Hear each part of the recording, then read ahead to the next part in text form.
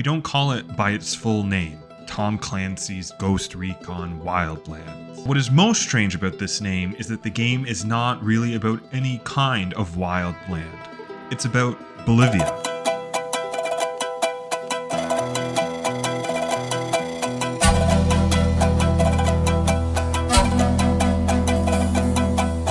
Wildlands is a game about American military operators infiltrating the country of Bolivia run by narco-terrorists.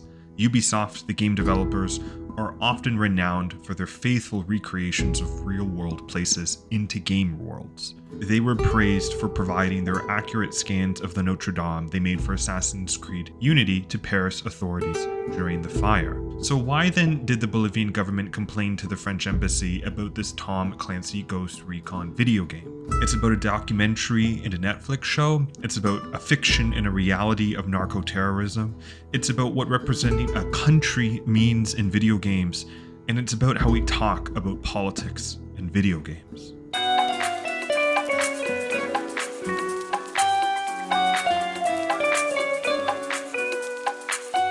Narcos is a crime drama made by Netflix.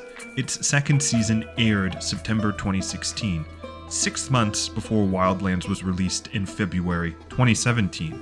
It took popular culture by storm, seeing the rise and fall of the Colombian drug kingpin and narco-terrorist Pablo Escobar gripped audiences worldwide. And so, I'm just theorizing here, but I think Ubisoft saw an opportunity to be a part of the hype for Narcos, and so created or funded a documentary called Wildlands about the drug trade in Bolivia. Except, it's actually more about Pablo Escobar and the broader Latin American cartels and America's war on drugs than it is about Bolivia at all. And so Wildlands the documentary, released before Wildlands the game, is as much a marketing tool as it is a documentary. It's meant to set the stage for how a player might engage with the narco cartels in Ubisoft's playground. And so the problem with Wildlands the documentary is fundamentally the lack of Bolivia's story. The first segment, the trafficker who was imprisoned in Bolivia's San Pedro's prison in the capital of La Paz, is the only real footage that's set in Bolivia. The journey of the narrator from there moves across Central, South, and North America as he unfurls the history of drug cartels. Heck, we even get a whole segment on law enforcement in a small town America and about this officer's service history and the war on drugs and the current impact that drug use has on small town America. This is all important, but it's not about Bolivia. We're not learning about the city of La Paz, the Andean region's history of the coca leaf, the government of Evo Morales and his relationship with anti-imperialist rhetoric, about his socioeconomic reform, and pursuing every avenue at his disposal to amend the Bolivian constitution so he can seek an unconstitutional fourth term as president. Wildlands, the game, is about Bolivia, but not so. And Wildlands, the documentary, uses Bolivia as a facade. And so still, on their YouTube account, they call this documentary a companion piece to the game.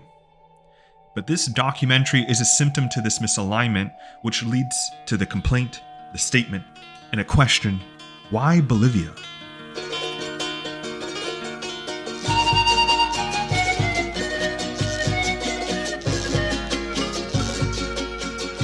There are a couple important facts to understand about the fiction of Tom Clancy's Ghost Recon Wildlands. It's about American military operatives seeking to dismantle a Mexican cartel that has taken over Bolivia, and so the American ghosts are seemingly on an extra-jurisdictional operation. This Mexican cartel that has taken over Bolivia is called Santa Blanca, and they're allegedly behind the bombing of the American embassy in La Paz, and that is the triggering incident for this whole military operation, because Bolivia, the game asserts, is now a narco-terrorist state and can't handle this cartel by themselves anymore. At this point, you're probably like, let's fucking go, boys. And naturally, we've all been conditioned to want to lock and load our military jingoism into overdrive and bring the rain and blow shit up and seek and destroy those who are unequivocally, irrevocably evil.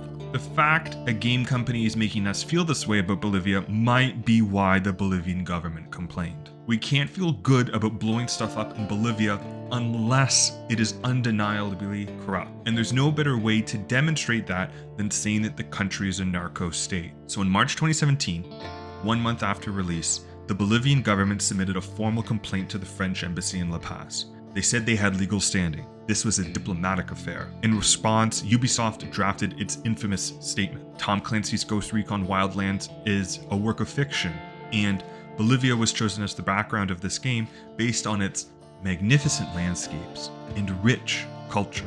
And from what research I've been able to do, it seems that the matter was settled. Never went to court, never seemed to escalate beyond the complaint. We can only be left wondering how much this impacted the Wildlands sequel Breakpoint, which is set on an entirely made-up island with no real-world connection. But in the end, there is some level of nuance to the Wildlands story that we have to give credit to. It talks about the role of the Bolivian rebel, the betrayal within American institutions, and the nature of an American illegal overseas military operation.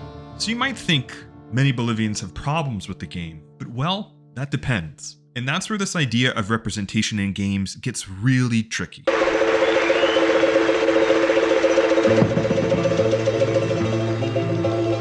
Ubisoft should be praised for the geographical representation of Bolivia, without question. From the salt flats to the coca fields, the environment of Bolivia is made real. If we don't think too hard on the lack of urban density, but beyond that, Ubisoft did a stellar job. They did, however, fall apart on the use of Mexican-accented Spanish voice actors for not just the Mexican cartel of Santa Blanca, but for seemingly a wide array of Bolivian and other Spanish-speaking NPCs. Some Redditors say this is the equivalent of having a game set in the UK, but everyone's speaking like they're from the US. I can see why this would be jarring and immersion breaking. From what I've been able to find, the critiques of Wildlands involved language and Bolivian representation, its city, culture, and customs, and not so much about the representation of the narco-terrorist state or American military jingoism. Language and culture are themes I keep running up against on this channel. And it's language here where the authenticity of Wildlands faces its heaviest criticism. But as for plain American soldiers shooting up the Bolivian countryside in search for Mexican drug lords, the online response is mixed. Some questioned, is it that different from all other media we consume? Is this display of American imperialism that much of a shock and awe from what we already see? Drug cartels torture, maim, kill, and brutalize populations. So how can we be so overly critical of a quest wanting to dismantle them? And how many games do we have set in beautiful Bolivia? Perhaps it is this last question that might undermine the whole ordeal, the whole criticism of Wildlands and the story it tells. And that's a question I can't be equipped to answer. And my proximity to Bolivia is now revealed. I'm not Bolivian, not even South American, and I don't speak Spanish. And I don't have any lived experience or strong education or much of anything to be a judge as to whether there is merit to mere exposure to Bolivia outweighing the apparatus of Ubisoft's storytelling. That, to some, seeing Bolivia represented is beautiful enough, and even though the story might be deemed quote-unquote problematic, that doesn't matter as much in the end. Because it's about the politics of recognition, which is what representation is all about.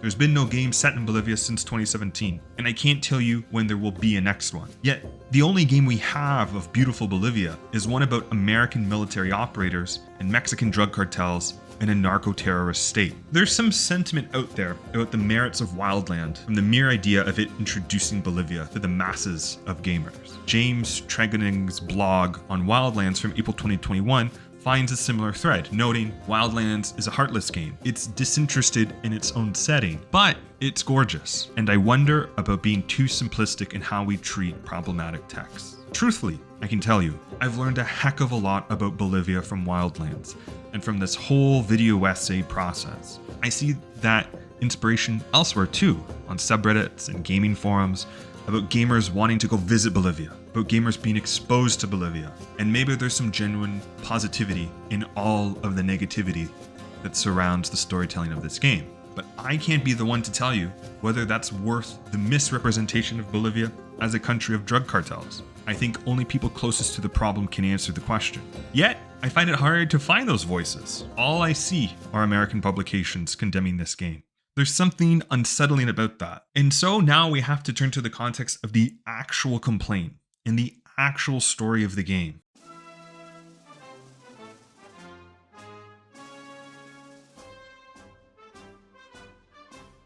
I asked Reddit and Twitter about Bolivian sources and dug around some Spanish-speaking reviews, and one idea I kept coming up against is Bolivia does have a history with cartels, and look closely at who is making the complaint about Ubisoft's game: Evo Morales' government. And so bear with me for a moment. This isn't looking for Ubisoft's forgiveness, but to contextualize something a lot of gaming publications fail to mention, something I fail to even think about. The complaint was made in 2017 during the administration of Evo Morales, who was president of Bolivia from 2006 to 2019. He is largely credited to uplifting Bolivia's economy and including Bolivia's poor, who are mostly indigenous populations, in the financial success of the rest of the country.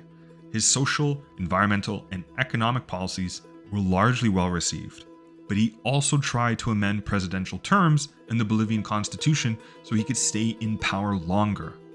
And some assert that democracy declined during his administration and was instead replaced by authoritarian tendencies. Morales also kicked out the DEA and increased the land base of coca production.